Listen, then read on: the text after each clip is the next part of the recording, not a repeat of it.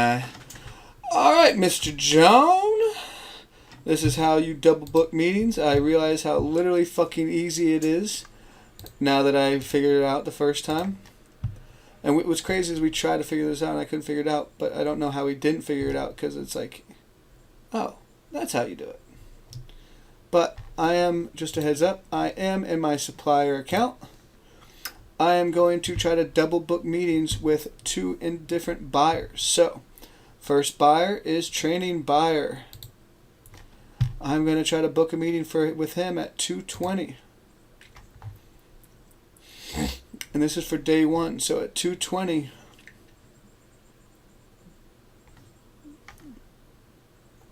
where's training buyer?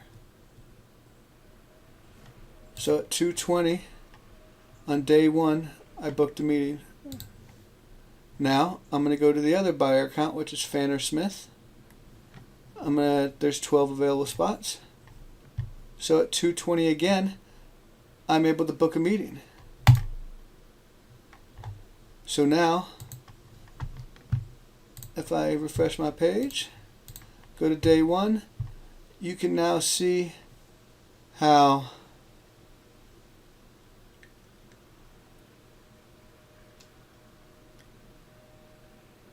I have a meeting pending with Fanner Smith and a meeting pending with training buyer. All for the same time slots, double booking.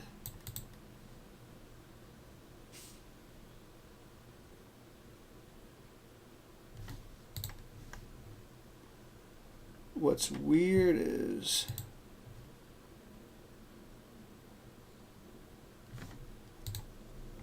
also today, which is in my other video, I don't know if you remember, but we talked about how when a buyer, this is why it's weird, I'm in my supplier account, but this is usually what happens in the buyer account.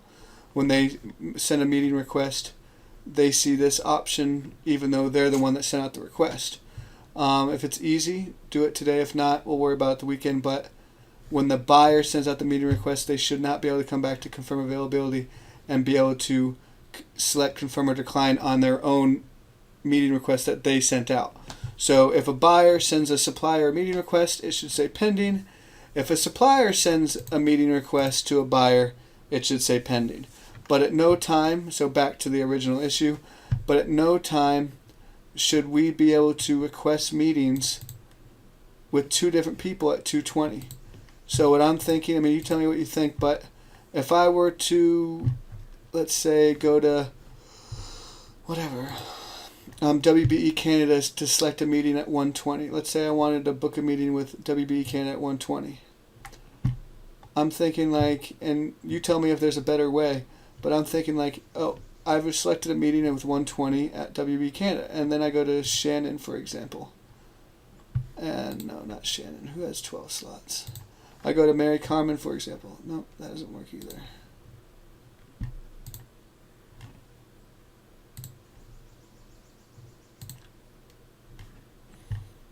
I go to 1:20 with this person. Either I feel like maybe if I select book meeting, it should say, oh, action can't be done because you already currently have a meeting request at 1:20. You've already sent out a meeting request for 1:20. Or maybe that time slot just doesn't show at this moment because you have a meeting request out. Something of that nature. All I know is I cannot be able to select a 1:20 meeting time with this person and then go to this person and select 1:20 again and request a meeting and then eventually come back here and see that I have two meeting requests for 1:20. So that's the issue. We just got to figure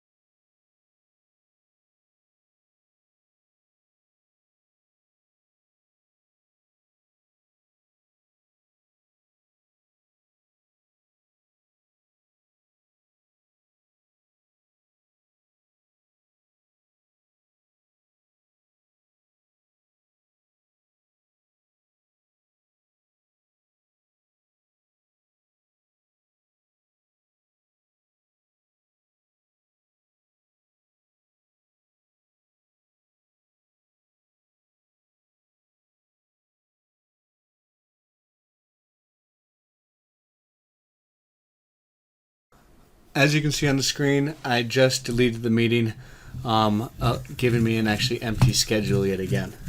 So now what I'm going to do is on my laptop, I am going to send a meeting request to the buyer that I'm logged into right now.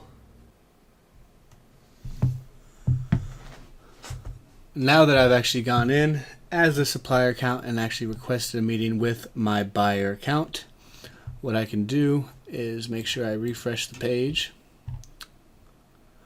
and I'm going to go and select matchmaking to day 1. As you can see, I see that training supplier has actually requested a meeting with me at 1 o'clock.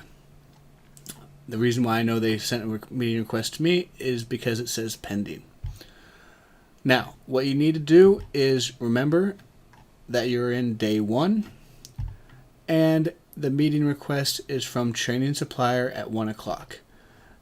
Now that you know those 3 main points, you will go over to meeting schedule, go back to matchmaking to day 1,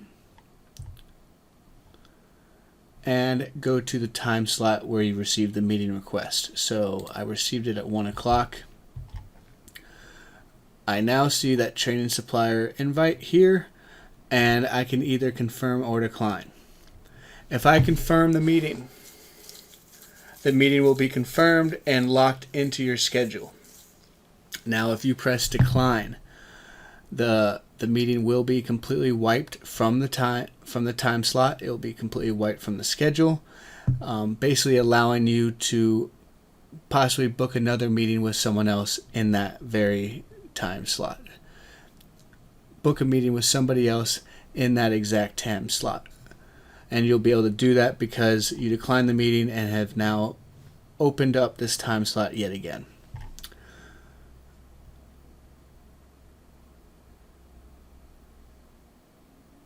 So what I'm going to do is decline the meeting this time and show you what that looks like. So I've declined this meeting.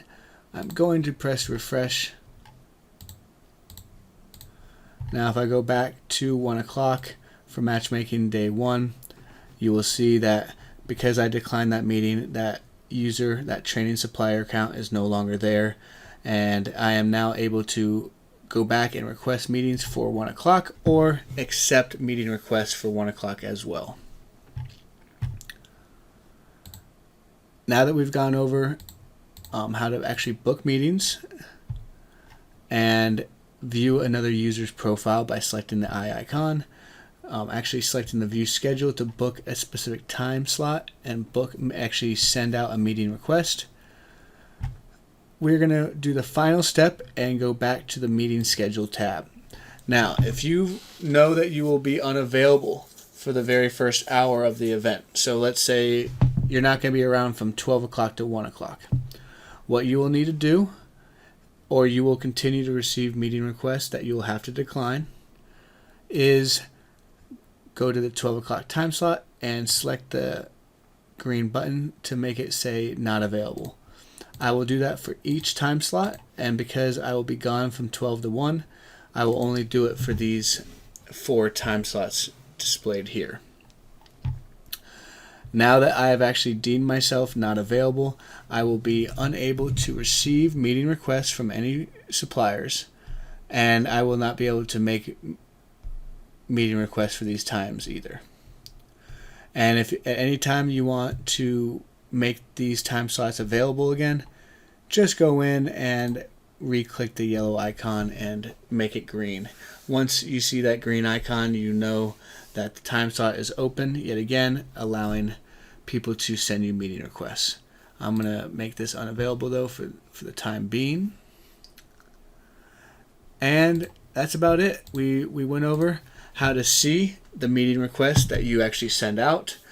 We discussed how to actually confirm, and we discussed how to actually see meeting requests that were sent to you that were listed as pending, that were displayed below. We went over that once you get that information from that meeting request, you will have to go over to the meeting schedule, select the right day, and then find the correct time to be able to see that meeting request from the supplier and to be able to confirm or decline that meeting. At any time, if you are trying to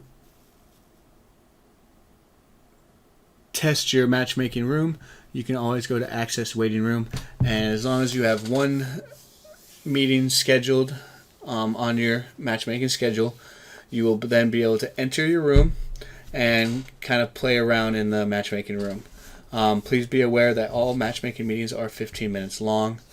There is a timer inside the matchmaker room, and please be aware of that timer, because when the timer hits 0, all suppliers, everyone that you're meeting with, will be kicked out of the room. So it helps us basically keep the schedule on track. So just please be aware of the timer. If you do actually run out of time, please just contact WB Canada, Michelle, or Sylvia, and I'm sure they will be more than happy to help you connect with that supplier yet again. And before we go, I just would like to show you one last piece, and that is in the product service keywords section. When you're filling out this information in the NAICS codes field, you actually can put NAICS codes in, and you can actually put NAICS codes in this field using 2 different methods. So the standard way is obviously having the numerical code and selecting that code and saving it inside this field.